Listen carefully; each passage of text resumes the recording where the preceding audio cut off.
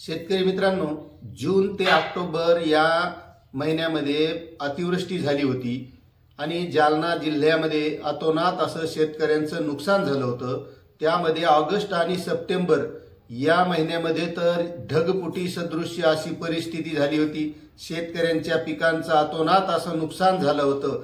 त्यावेळेस त्या नुकसानीचे पंचनामे सुद्धा झाले आणि पंचनामे झाल्यानंतर त्या शेतकऱ्यांचं जे नुकसान झालं होतं त्यांच्या मागणीचा अहवाल जिल्हा अधिकाऱ्यांमार्फत आयुक्ताकडून तो शासनाकडे दिलेला होता।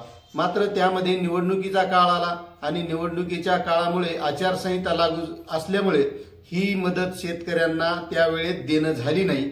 मात्र शेतकरी मित्रांनो, आता हे महायुतीचं सरकार आलेलं आहे आणि या सरकारने मंत्र्यांचा शपथविधी होण्याच्या अगोदरच या मदत निधीचा शासन निर्णय सुद्धा काढलेला आहे आणि जालना जिल्ह्यासाठी 412 कोटी रुपये मदत ही मंजूर सुद्धा झालेली आहे।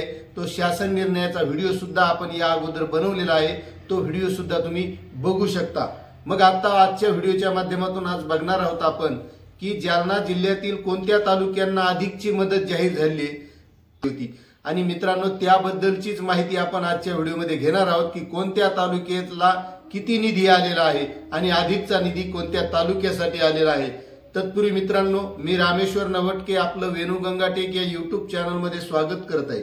मित्रांनो, तुम्ही जर आपल्या चॅनलवर नवीन असाल तर कृपया आपले चॅनल सबस्क्राइब करून घ्या, कारण आपण या चॅनलच्या माध्यमातून शेतकऱ्यांविषयी महत्त्वाची माहिती, त्यामध्ये पीक विमा असेल, सोलर पंप योजना असेल, अतिवृष्टी अनुदान असेल, म्हणजे जी शेतकऱ्यांच्या फायद्याची माहिती आहे अशी माहिती आणण्याचा प्रयत्न करतो। त्यामुळे तुम्ही जर नवीन असाल तर कृपया आपले चॅनल सबस्क्राइब करून घ्या। तर चला मित्रांनो, व्हिडिओला सुरुवात करूया। तर शेतकरी मित्रांनो, जून ते ऑक्टोबर या महिन्यामध्ये जालना जिल्ह्यामध्ये इतका भयानक पाऊस पडला, अतिवृष्टी झाली, शेतकऱ्यांच्या पिकांचं इतकं भयानक नुकसान झालं। काही शेतकऱ्यांचं तर पेरलेलं वाहून गेलं, काहीच राहिलं नाही अशी परिस्थिती झाली आणि त्यावेळेस त्याचे पंचनामे सुद्धा करण्यात आले। आता ज्या शेतकऱ्यांनी पंचनामे व्यवस्थित करून घेतले त्या शेतकऱ्यांना हा मदत निधी मिळणार आहे आणि हा डीबीटी योजनेच्या माध्यमातून मदत निधी मिळणार आहे। म्हणजेच मित्रांनो, यासाठी शेतकऱ्यांना केवायसी करावी लागणार आहे। म्हणजे ज्या शेतकऱ्यांचं नाव त्या यादीमध्ये आलेलं आहे त्या शेतकऱ्यांना केवायसी केल्याशिवाय हे पैसे आपल्या खात्यात पडणार नाहीत। आता जालना जिल्ह्यासाठी 412 कोटी रुपये हे मंजूर झालेले आहेत आणि त्यासाठीचा शासन निर्णय सुद्धा निघालेला आहे।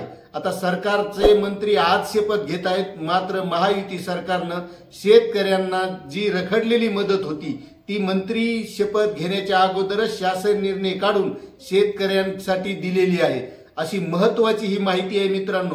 जालना जिल्ह्यातील अंबड तालुक्यासाठी 150 कोटी निधी मंजूर झालेला आहे।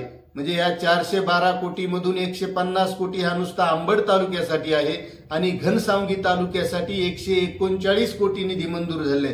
म्हणजे जालना जिल्ह्यातील सर्वात जास्त निधी हा अंबड आणि घनसावंगी या मतदारसंघासाठी जाहीर झालेला आहे, कारण त्यावेळेस तिथे जी परिस्थिती असेल त्या परिस्थितीनुसार पंचनामे झाले आणि त्या शेतकऱ्यांना मदत जाहीर झाली आहे। मात्र मित्रांनो, आता मंठा तालुक्यात जी ढगफुटी झाली होती, शेतात काहीच राहिलं नाही, शेतातली माती सुद्धा वाहून गेली, मात्र मंठा तालुक्यासाठी निधी कमी मंजूर झालेला आहे। मित्रांनो, ही जी मदत आहे तर ही मदत मिळवण्यासाठी शेतकऱ्यांना केवायसी करणं सुद्धा गरजेचं आहे।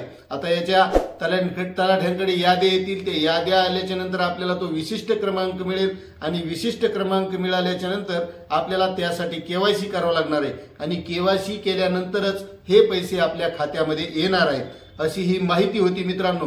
आपल्याला माहिती कशी वाटली नक्कीच कमेंट करून कळवा आणि चॅनलवर नवीन असाल तर सबस्क्राइब करायला विसरू नका।